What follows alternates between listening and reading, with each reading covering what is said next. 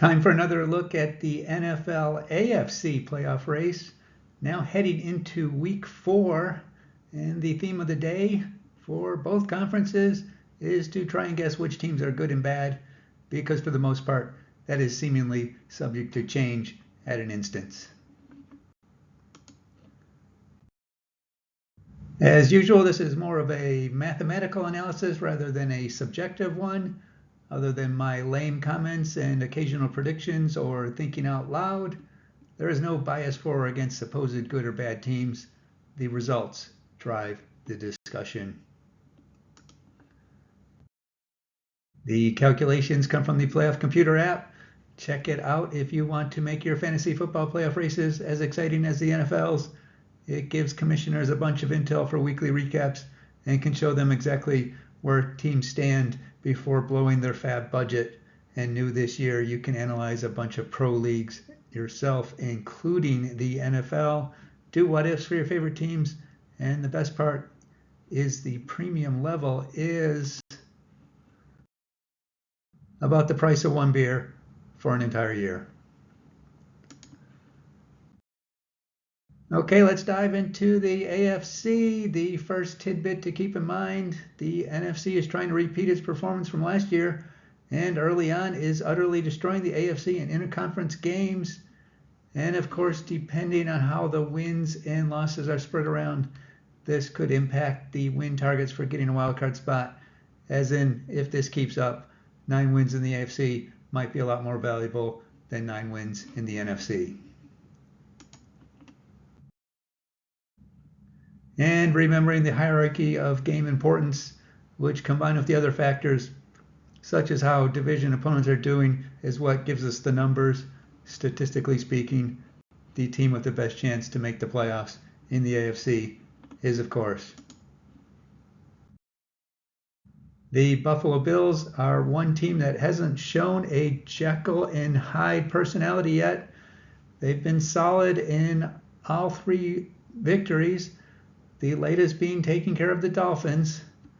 That gives them 2 division wins, and with the rest of the division being full of teams with multiple disorders, the Bills are as close as possible for making me throw out the numbers and just saying they've clinched the AFC East.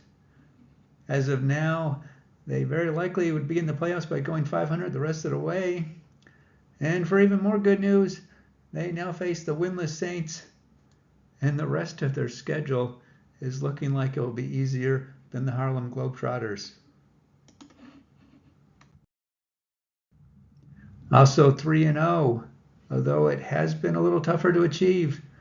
The LA Chargers are now 2 games ahead of the rest of the field in the AFC West. Most importantly, after only 3 weeks, all those victories have against the rest of the division, so they already cannot lose any head-to-head tiebreakers for the division. Like the Bills, probably just need to go 7-7 to be in the playoffs. And like the Bills, they get a winless team this week in the Giants.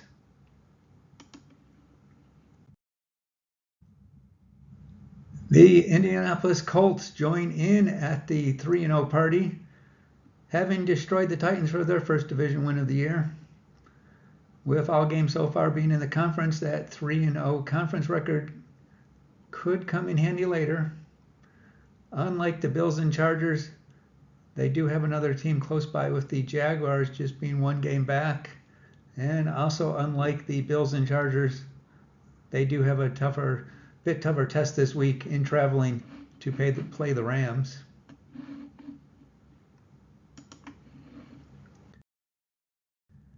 The Bengals' mood, outlook, and confidence definitely went down the toilet with Joe Burrow's injury.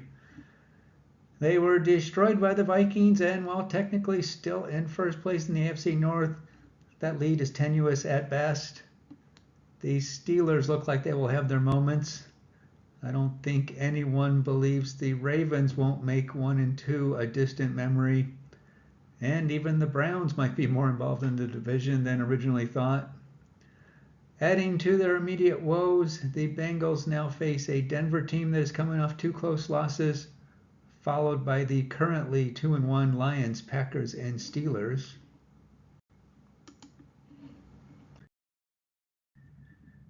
Aaron Rodgers to DK has gotten the Pittsburgh Steelers to 2-1 and in good shape to challenge for the division. Keep in mind the 2 wins have been against not the best the AFC East can throw out, and they were manhandled by the Seahawks, so not sure we know exactly who the Steelers are yet. There might not be any more clarity this week against the equally confusing Vikings, and then they get a week 5 bye before starting division play.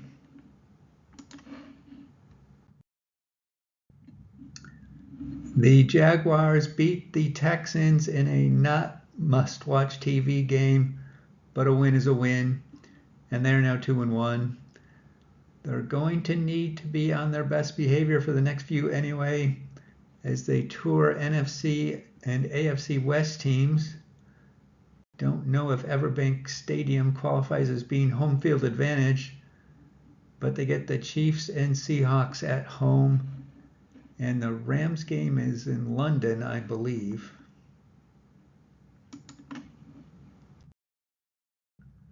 The Ravens ran into David Montgomery, who was an unstoppable force, dropping them to 1-2. What might be the game of the week is upcoming as they play the also 1-2 Kansas City Chiefs, meaning one of those Super Bowl contenders will be 1-3, with the winner right back into the picture. The Patriots fumbled away another winnable game, dropping to 1-2.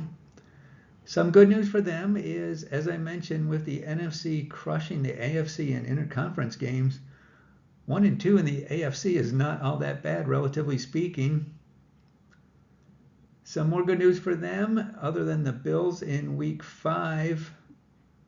Their next opponents are the Panthers, Saints, and Titans, who have a combined 1 win.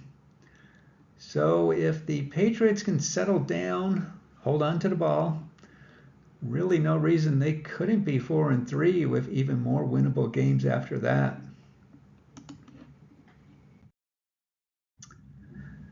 The Raiders weren't competitive against the Commanders and are one of the trio of AFC West teams at 1-2. They host the Bears this week, certainly a possibility that they can get back to even. The Kansas City Chiefs finally got on the board with an unimpressive performance against the Giants, leaves them at 1-2. And with the 0-1 division record and 0-1 conference record, sorta technically still in last place in the AFC West. As earlier mentioned, big game against the Ravens next. One of those teams will be 1-3. Will be interesting to see what happens to the team that loses.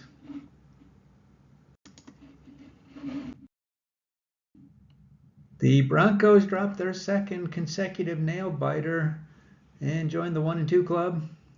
Get a chance to even things up with the Burrow-less Bengals. I do not think they want to be 1-3 heading into Philadelphia next week.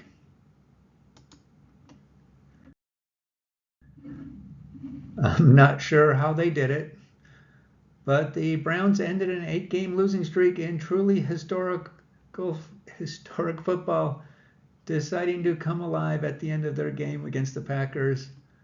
So for the time being, they can ignore the 0-2 division record, forget that they have the Lions in Detroit this week, and just celebrate that they are the only 1 game out of the AFC North.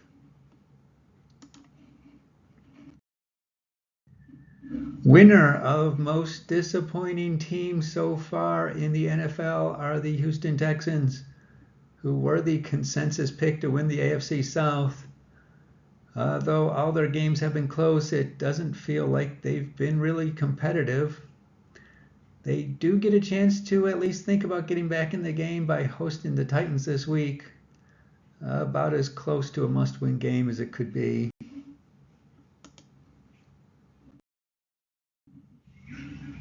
The Jets have played tough in 2 of their losses, and things don't seem to be looking as grim as they were predicted by many. But still, 0-3, not much hope for the division.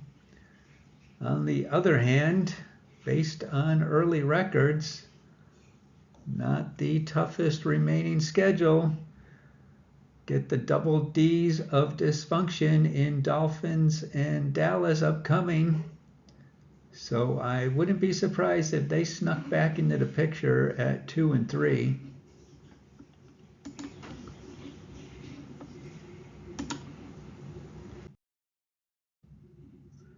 The Titans' margin of loss has increased every game so far. Somebody's going to be 0-4 in the AFC South after this week, either them or the Texans. Bringing up the rear, at least statistically speaking, are the Miami Dolphins, 0-3, 2 losses in the division, all 3 being in the conference. Having a 3-0 team leading the division all adds up to giving them the worst mathematical odds to make the playoffs. Another intra-division battle of 0-3 teams as they host the Jets. Which one is going to go 0-4? That's it for now. Check out the Playoff Computer app for your fantasy football playoff race desires and enjoy your day.